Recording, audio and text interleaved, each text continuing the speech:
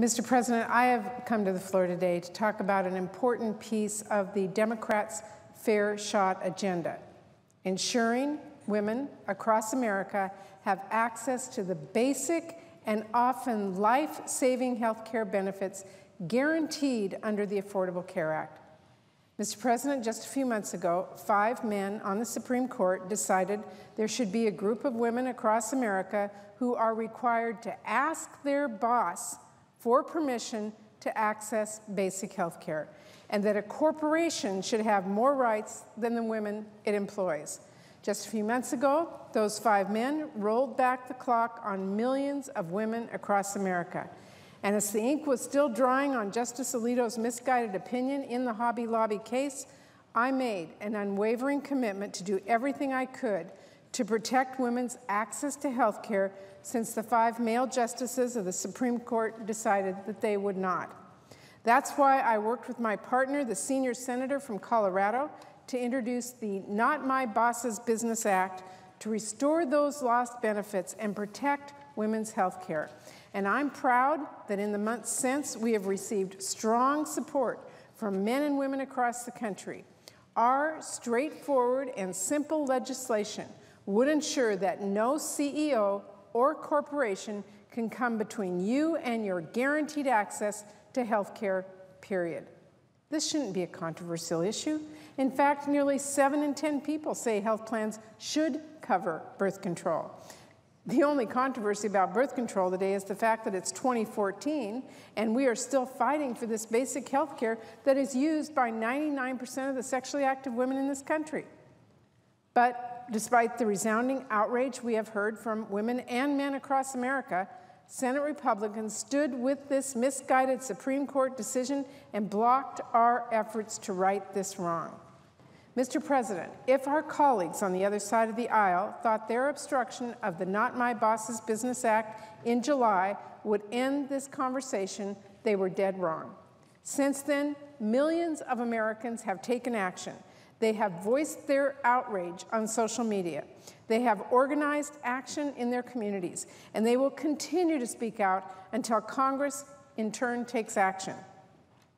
Now, unfortunately, it appears that this message has fallen on deaf ears among some Senate Republicans. It has been increasingly clear that on that side, some of them have decided to put the Tea Party ahead of women and have no intention of even allowing a debate on the Not My Boss's Business Act in the near future. Mr. President, I'm extremely disappointed by that. I would have hoped that our colleagues on the other side of the aisle would have maybe, just maybe, spent a little time at home in August listening to women in their states. If they had, they would have heard the women across America asking Congress to fix this horrible decision that resulted from Hobby Lobby. And by the way, it's not just women who want Congress to act. People across the country understand that if bosses can deny birth control, they can deny vaccines or HIV treatment or other basic health care services for employees and their covered dependents. And I think what men across America understand is it's not just the female employees in that business that are impacted, it is their wives and their daughters as well who share that health care plan. Now, Mr. President, the data is clear. Ensuring access to contraceptive coverage isn't just the right thing to do, it's also a critical part of making sure that women and their families have a fair shot. In the 21st century, women and their families should not be held back by outdated policies and unfair practices. And as I said here yesterday on the Senate floor, it's not just about access to contraception. That includes pay equity and access to childcare and a higher minimum wage. And it absolutely includes the right to make their own medical and religious decisions without being dictated to or limited by their employer. The bottom line is this.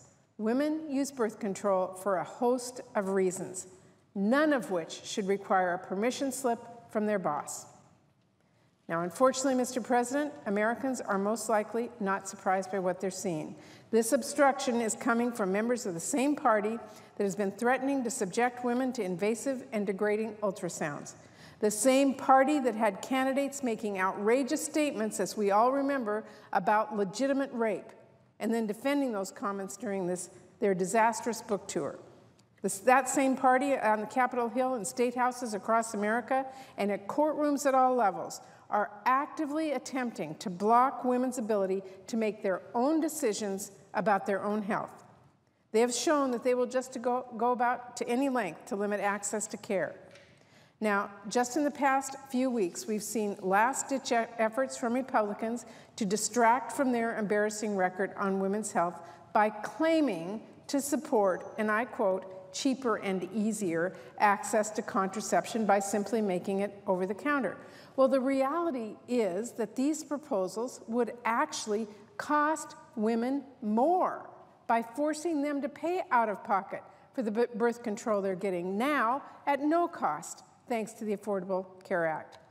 Mr. President, this is a basic piece of women's health care, and it shouldn't be available only to those who can afford it.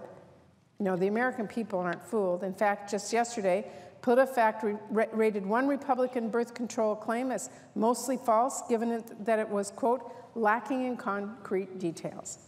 Mr. President, time and again, Republican leadership has put politics between women and their health care.